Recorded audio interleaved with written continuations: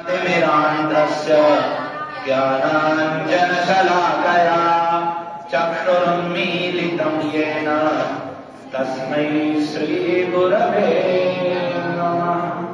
श्रीचैतन्यमनोभीष्टं स्थापितं येन भूतले स्वयं रूपः कदा मह्यं ददाति स्वपदान्तिकम्। वन्देऽहं श्रीगुरो श्रीयुतपथकमलं श्रीगुरून् वैष्णवांश्च श्रीरूपं साग्रजातं सहगण रघुनाथान्वितं तं सजीवं साद्वैतं सावधूतं परिजनसहितं कृष्ण चैतन्यदेवं श्रीराधा कृष्णपादान् सहगण ललिता श्रीविशाखान्वितांश्च।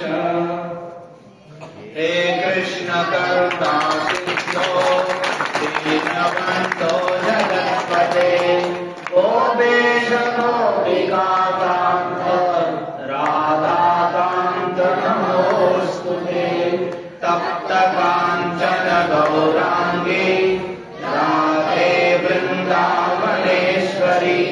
वृषभानुसुते देवी प्रणमामि हरिप्रिये। नमो महावदान्याय कृष्ण प्रेम प्रदायते कृष्णाय कृष्ण चैतन्य नामे गौरद्विषे नमः। जय श्री कृष्ण चैतन्य प्रभु नित्यानंद श्री अद्वैत गदाधर श्रीवासादि गौर भक्त वृंद। हरे कृष्णा कृष्णा कृष्णा हरे हरे हरे राम राम राम हरे हरे। निगमकल्पतरोर्गलितं फलं सुखमुखादमृतद्रवसंयुतं पिबत भागवतं रसमालयं मुहुरहो रसिकाः। यं प्रव्रजन्तमनुपेतमपेतकृत्यं द्वैपायनो विरहकातर आयुहावपुत्रेति तन्मयतया तरवोऽभिनेदुस्तं सर्वभूतहृदयं मुनिमानतोऽस्मि। नारायणं नमस्कृत्य नरं चैव नरोत्तमं देवीं सरस्वतीं व्यासं ततो जयमुदीरयेत्। ॐ नमो भगवते वासुदेवाय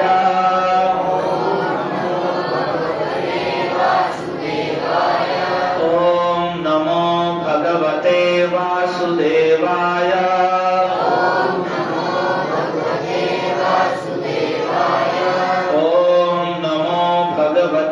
वासुदेवाय।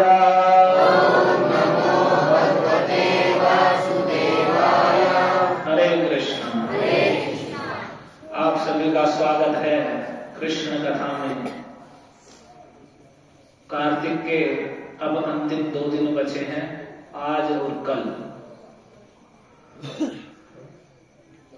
तो जो संपूर्ण कार्तिक भी दीपदान और कृष्ण कथा का श्रवण न कर सके, तो प्रारंभ में ही आप सभी ने सुना था कि यदि वह 3 दिन भी दीपदान और कृष्ण कथा सुन ले तो भी वह उत्तम गति को प्राप्त करता है।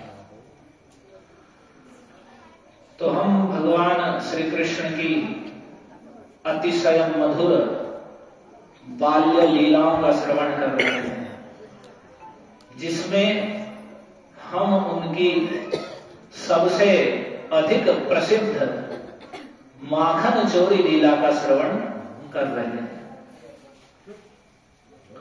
तो कल हमने कथा सुनी थी कि सभी गोपियां एकत्रित होकर माता यशोदा के पास गई और माता यशोदा के पास जाकर के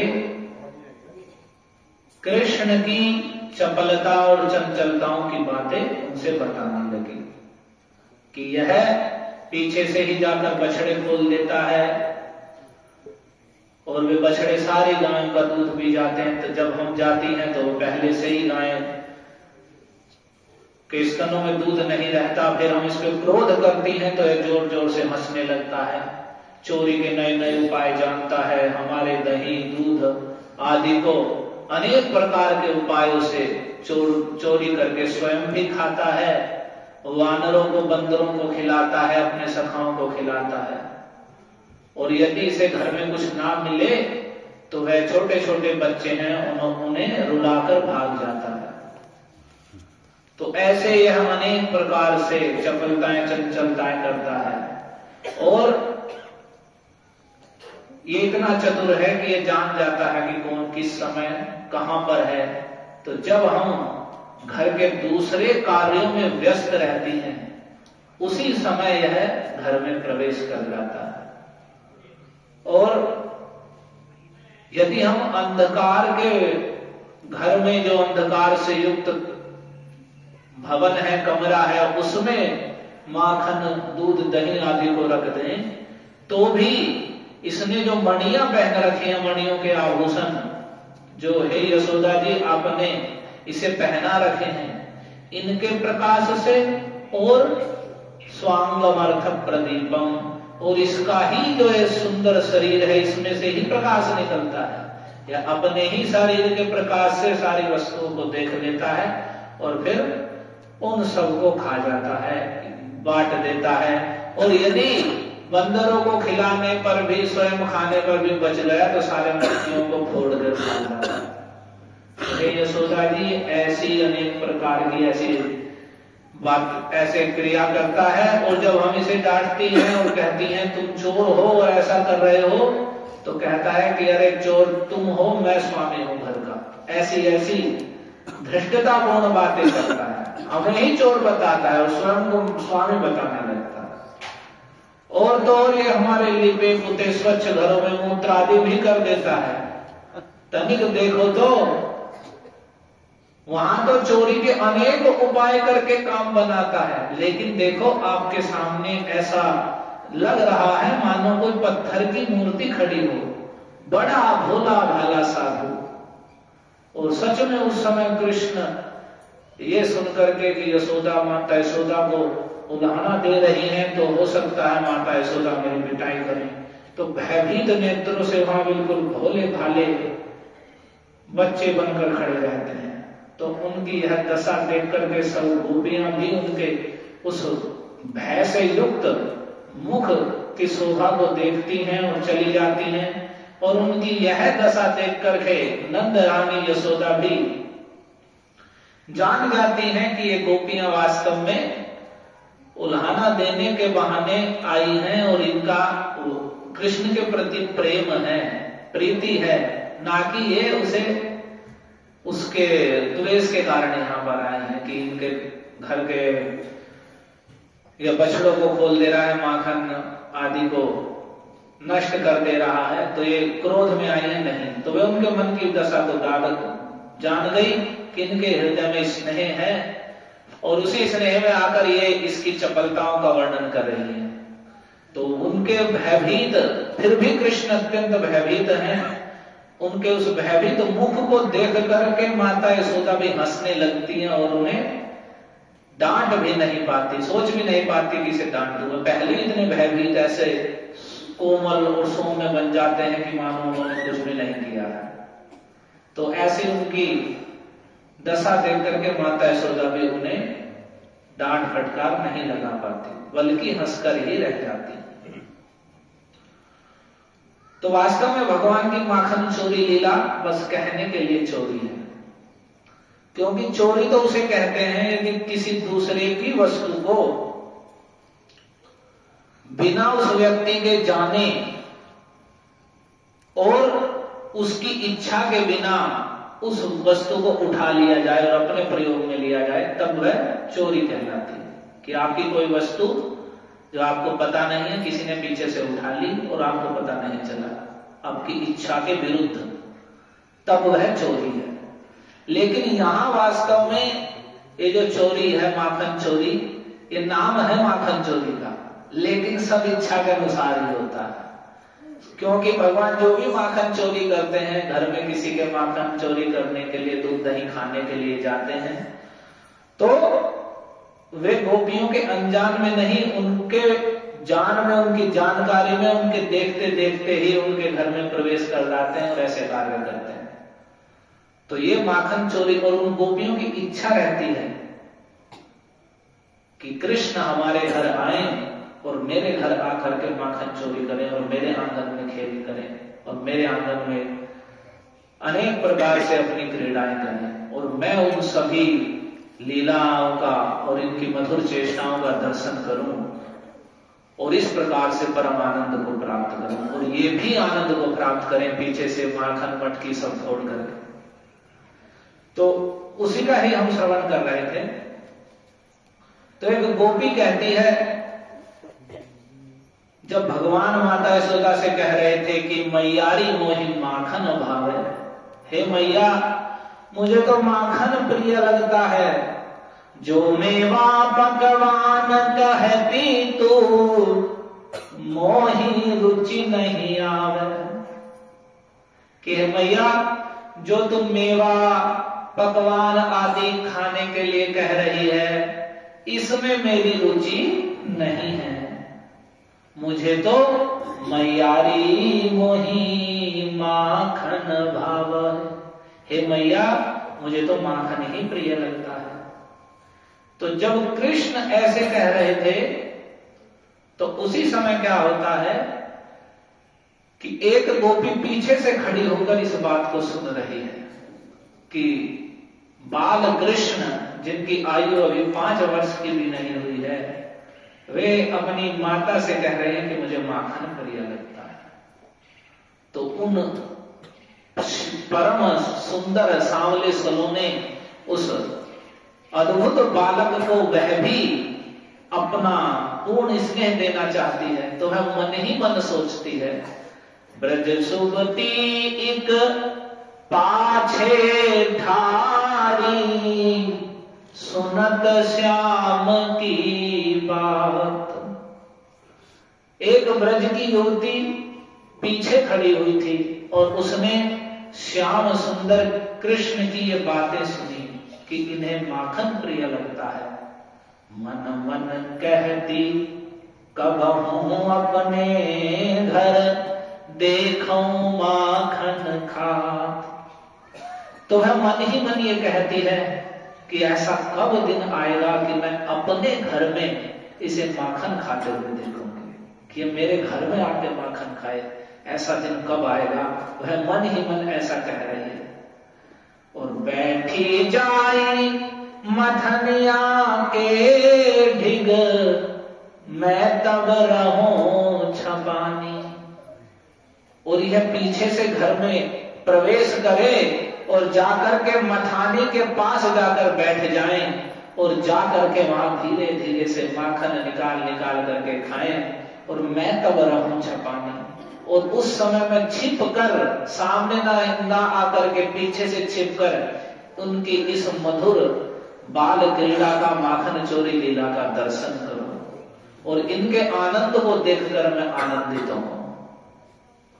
तो वह मन मन में ऐसा सोचने लगी कि कब हूं अपने घर देखूं माखन खा, कब मैं अपने घर इन्हें माखन खाते हुए देखूंगी।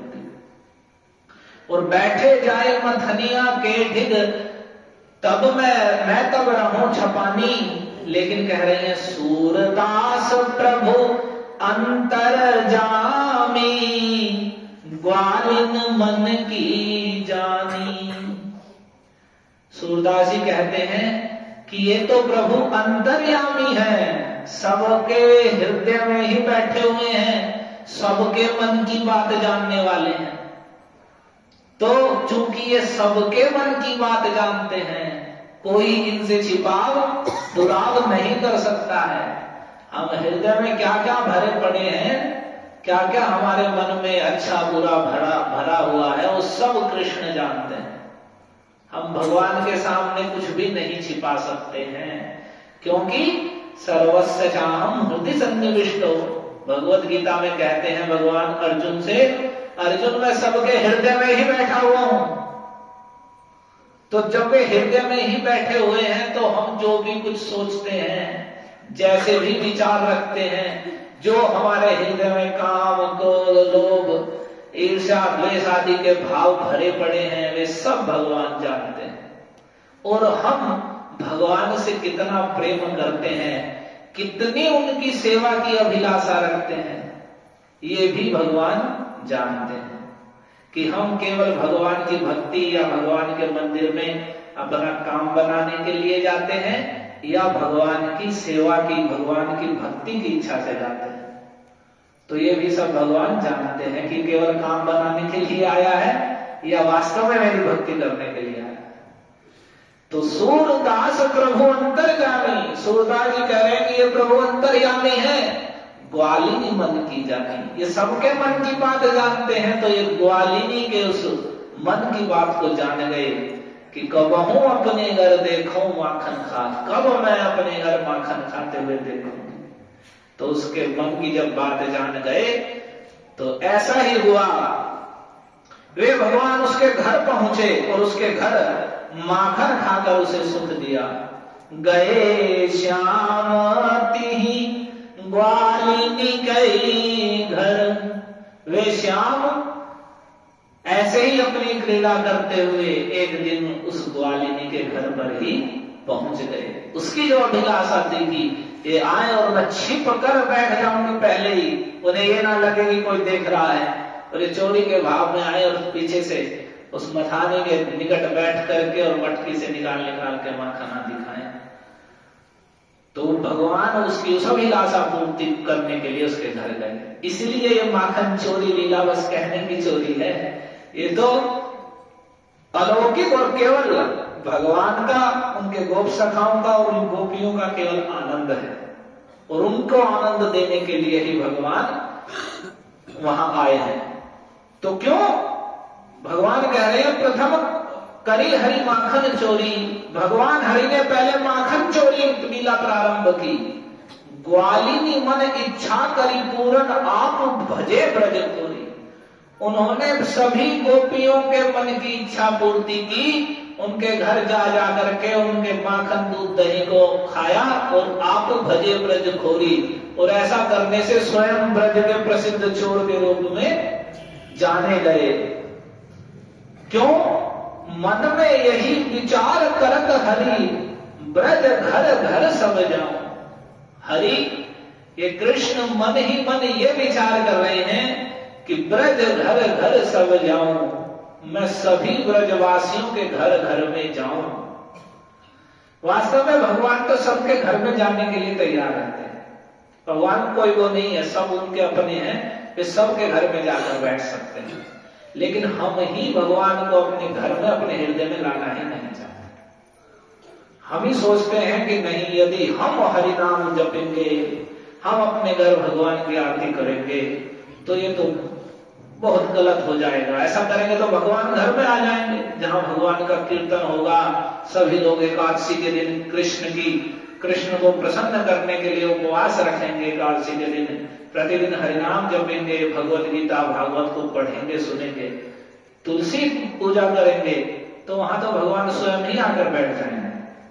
लेकिन हम चाहते ही नहीं है बैठाना घर में, क्योंकि अगर भगवान आकर बैठ जाएंगे तो हमारे जितने भी काम क्रोध लोभ हैं सब या तो दूर हो जाएंगे, और नहीं तो फिर उनकी पुष्टि नहीं होगी, और हमें तो वे अपने मन की जो दुर्वासनाएं हैं उनकी पूर्ति करनी है, और भगवान के भजन करने से उसमें बाधा पड़ती है। तो भगवान का भजन छोड़ देंगे, लेकिन इन बुरी बुरी इच्छाओं और आदतों को नहीं छोड़ेंगे। तो भगवान तो सबके घर जाना चाहते हैं, और ये गोपियां भी चाहती हैं कि हमारे घर आए। तो मन में यही विचार करत हरि ब्रज घर घर सब जाऊं। गोकुल जन्म लियो सुख कारण सब दे माखन खाऊं। गोकुल जन्म लियो सुख कारण सब दे माखन खाऊं। भगवान कह रहे हैं कि मैं तो सबके घर घर जाऊं, मैंने तो गोकुल में जन्म लिया ही है सुख के कारण, इन सभी ब्रजवासियों को सुख देने के लिए। तो ब्रज गोकुल में जन्म ही सुख के लिए लिया है, तो इसलिए सबके माखन खाऊं, मैं सबके घर घर जाके सबका माखन खाऊं। इसीलिए भगवान ने माखन चोरी लीला प्रारंभ की। और बाल रूप जसुमति मोहि जाने, गोपिनी मिली सुखी भोग। और सूरदास प्रभु कहत प्रेम सो, ये मेरे ब्रज लोग। सूरदास प्रभु कहत प्रेम सो, ये मेरे ब्रज लोग। यहां कह रहे हैं, भगवान सोच रहे हैं कि देखो, बाल रूप जसुमति मोहि जाने, ये यशोदा मुझे बाल रूप में अपने पुत्र के रूप में जानती है।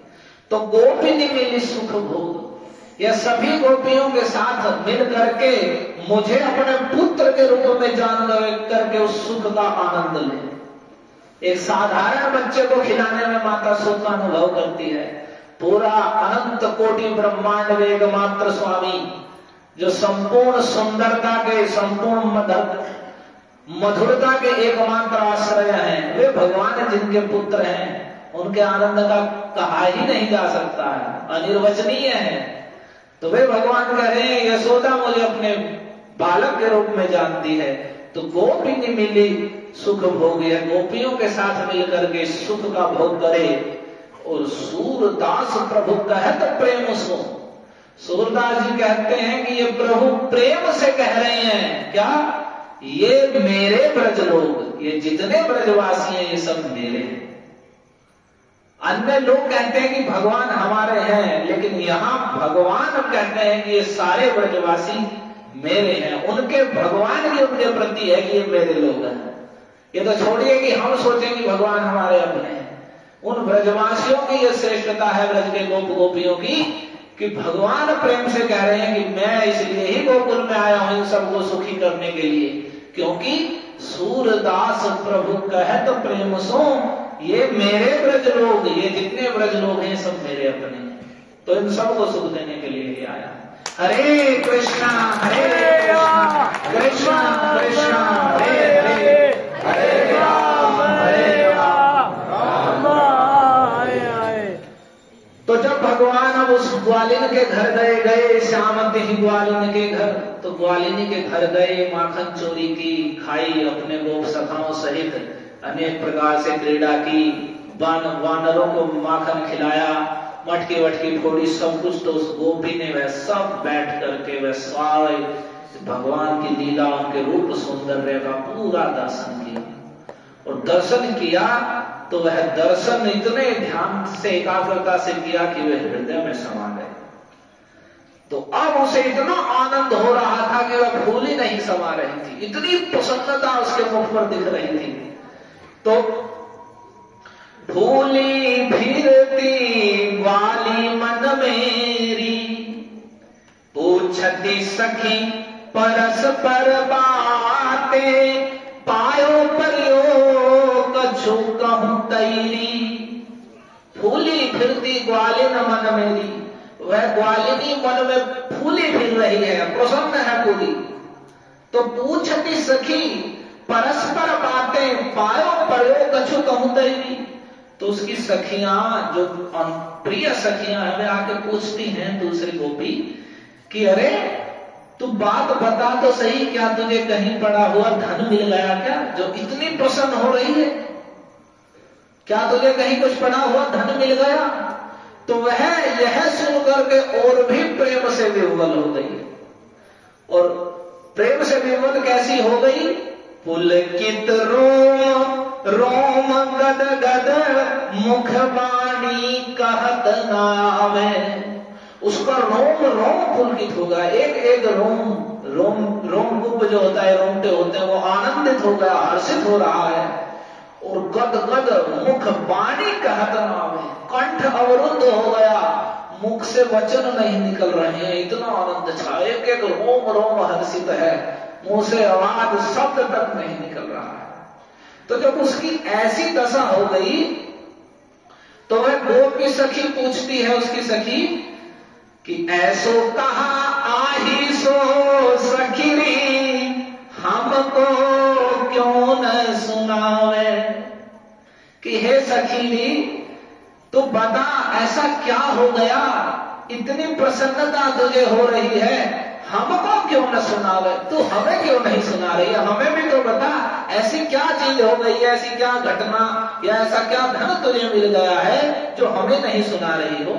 हम तो प्रिय सखी हैं परस्पर, धन न्यारा जिया एक हमारो, हम तुम एक ही रूप।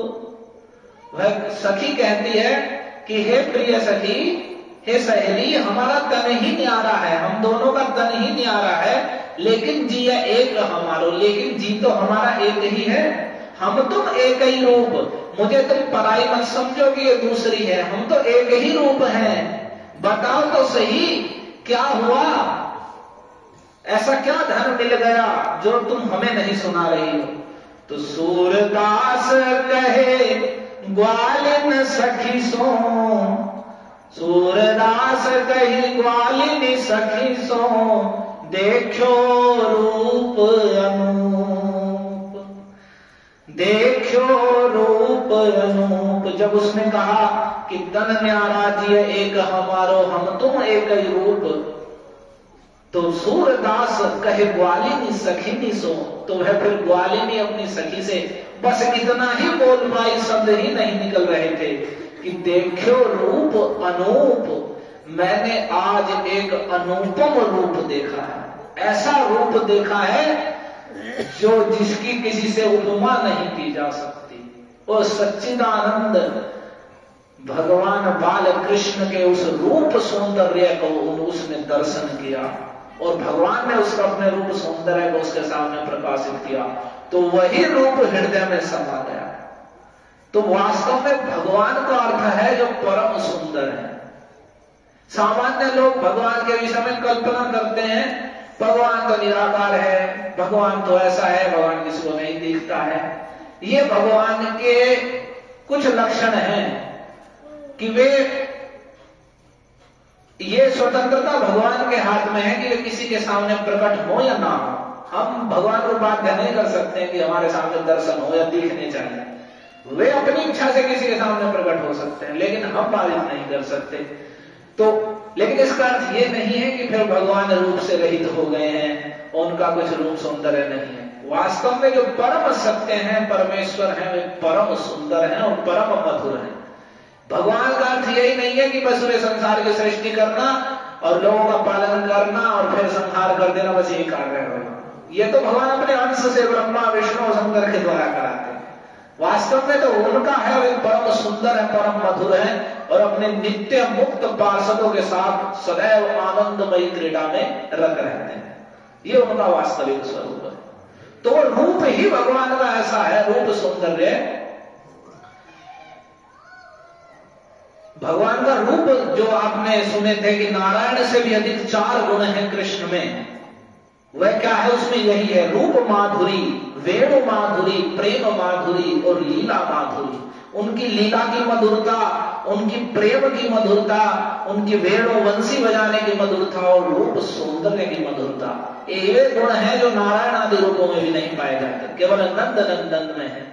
तो वे अनुपम है। तो उसमें रूप सौंदर्य को इस गोपी के मन को उस रूप ने आकर्षित कर लिया है, उस रूप को हृदय में बस गया है, रोमांच हो रहा है, वाणी नहीं निकल रही है, फूली फिरती, वह फूली फिर रही है। तो बस उसके मुंह से यही शब्द निकला, देखो रूप अनूप, मैंने अनुपम रूप देखा है।